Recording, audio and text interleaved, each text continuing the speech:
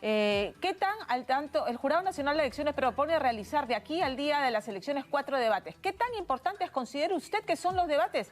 69,3%, muy importantes. Y entonces decía, el señor Castillo le dice, señora Fujimori, no se corra, no mande sus acólitos. El señor Castillo ha tenido el atrevimiento de decir, vayamos a debatir, primero debatimos en mi tierra, en Chota. Ahora vayamos de donde ha salido la señora Fujimori, vayamos al penal de Chorrillos. ¿Es ese el nivel chato que necesitamos, el nivel de debate chato, de discusión tan chata, de debate que necesitamos? No.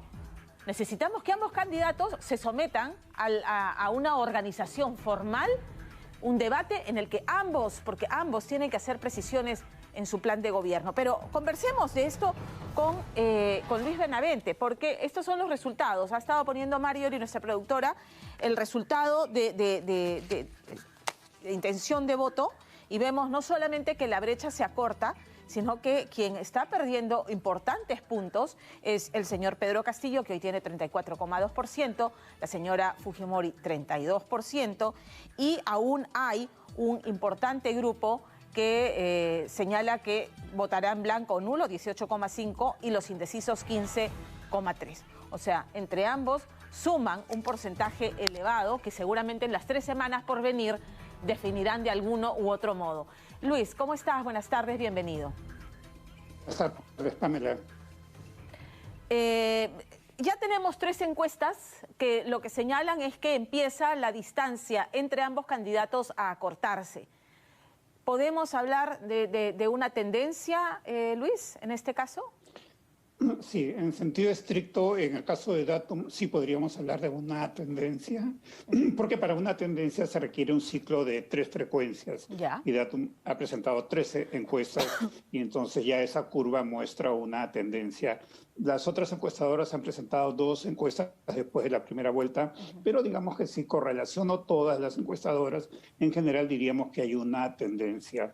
En esa tendencia lo que se observa claramente es que hasta hace una semana Castillo, el candidato Pedro Castillo, no caía, se mantenía más o menos en el mismo nivel, en un rango de 40 a 42 puntos.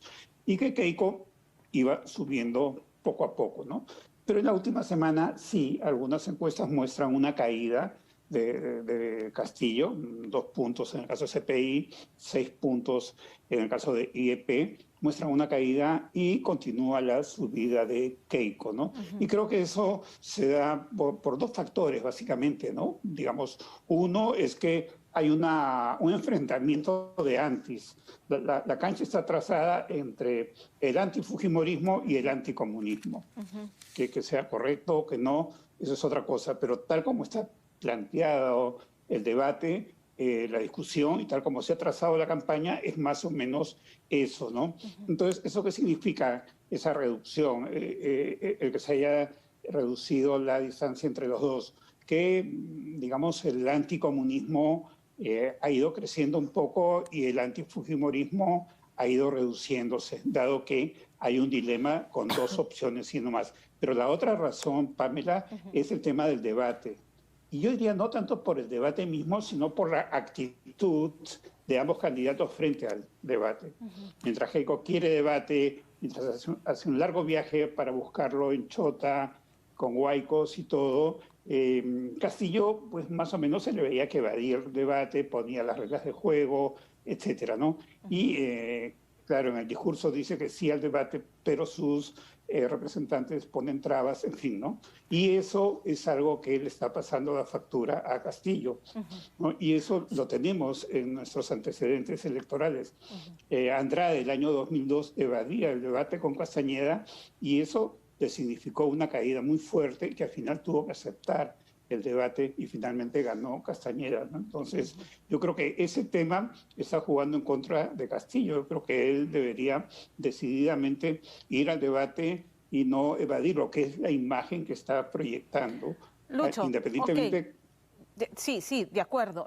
Y porque mencionaba este otro cuadro de CPI en el que se le pregunta a las personas qué importancia le dan a los debates propuestos por el Jurado Nacional de Elecciones y 69,3% dice que son muy importantes. La gente, entiendo, los peruanos, el elector está esperando precisiones, ¿no es cierto?, en los planes de gobierno de los dos candidatos, para no cargar la tinta a uno u otro, de los dos candidatos, más precisiones, ¿de acuerdo?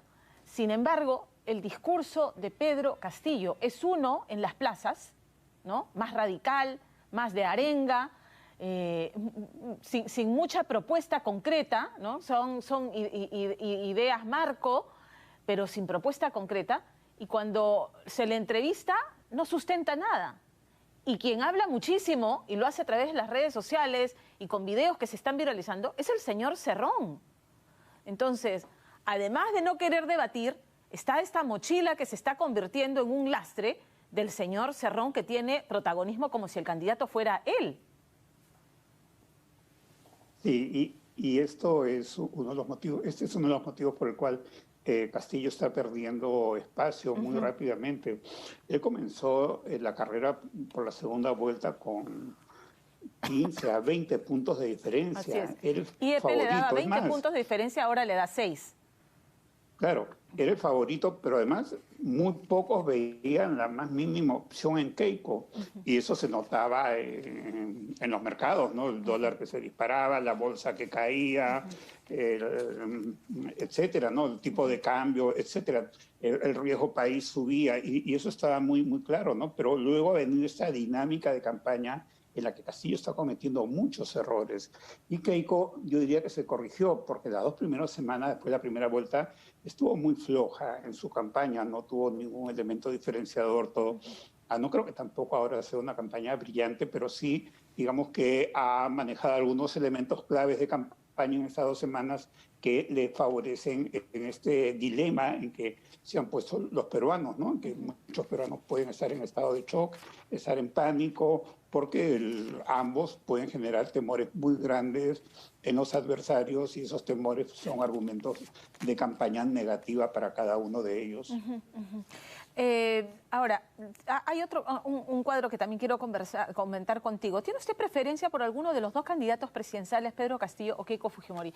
Esto es bien interesante porque tú has dicho es el anticomunismo, porque el comunismo lo representa esta izquierda radical, que es el discurso de Cerrón, y del que a veces quiere tomar distancia Pedro Castillo, pero parece que no puede, ¿no? Intenta, pero no puede, tiene ese corset llamado Cerrón. Y tenemos, obviamente, el antifujimorismo. Entonces, ante esa pregunta, ¿tiene preferencia por algún candidato presidencial? 24,8%. Es bien bajo. Y sin embargo, por Keiko Fujimori, 55,1%, por Pedro Castillo, 44,9%, y no tiene ninguna preferencia, 75,2%. O sea, claramente aquí tenemos que elegir entre dos malos candidatos que no representan a la mayoría. Es tremendo. Claro, y eso ha pasado por primera vez porque, mira, Pamela, siempre los dos candidatos que pasaban a segunda vuelta sumaban un promedio de 60 puntos. Unos cuantos puntos más, menos, sumaban 60 puntos y 40% pues se ponía en juego para la segunda vuelta. Ahora ambos candidatos han sumado 32 puntos, 68 puntos porcentuales en juego. Y además un 30% de peruanos que no fue a votar por alguna razón. Entonces el porcentaje de personas no representadas por ninguno de los dos candidatos es demasiado alto. Pero por otro lado, ambos pues tienen antis o mochilas muy grandes, muy pesadas, ¿no? Y eso está haciendo que la campaña se haya puesto tan tensa y haya sido y se desenvuelva en esos términos, ¿no? De una guerra de los antis. Claro, lo que me sorprende es que en algunos casos los candidatos no manejan esos elementos de campaña, ¿no? Yo no veo, por ejemplo, en el caso de Castillo, que sí, tendría que decir que no está muy bien en su campaña en las últimas semanas, en las últimas 2 semanas. No veo objetivos estratégicos muy claros, blancos electorales muy claros, a los cuales él se dirige para conseguir votos. Simplemente lo que veo es un discurso de respuesta, de reacción ante cuestionamientos por las propuestas radicales o ante la evasiva del debate o ante la frase desafortunada de López Aliaga, ¿no? Pero no veo una estrategia donde él diga, caramba, voy a conseguir el voto de las mujeres. Por ejemplo, ahí hay un punto interesantísimo, ¿no? Keiko tiene un porcentaje muy mira, parecido. ante ese vacío del candidato tenemos la presencia consolidada de Cerrón con frases igualmente desafortunadas respecto a las mujeres que se han viralizado en redes, entonces que lo pintan como un hombre machista. Además conocemos que el señor, por ejemplo, las minorías, ¿no es cierto?, y en este caso, por ejemplo, el tema de la educación con enfoque de género, ahí ambos extremos coinciden, fíjate tú. Pero, digamos, el señor Castillo no tiene un mensaje claro para nadie. Su respuesta ante la ausencia de sustento, o cuando no tiene respuesta, es el pueblo lo decidirá. Y termina siendo muy gaseoso. Me hace recordar mucho la novela de López de Aliaga, ¿no? Fuente Ovejuna. El pueblo lo hizo, el pueblo lo hará. A ver, este tema de género es fundamental y hoy más que nunca, porque hoy en día el tema de participación política de la mujer es mucho más fuerte frente al retraso que ha habido en el pasado, ¿no? Entonces, a ver, Keiko tiene un voto muy parecido entre hombres y mujeres. En cambio, Castillo tiene como 60% más de voto entre hombres que entre mujeres. Entonces, eso lo tendría que llevar a una estrategia en la cual un objetivo, valga la redundancia, un objetivo estratégico es conseguir el voto femenino. Pero no está haciendo nada para eso.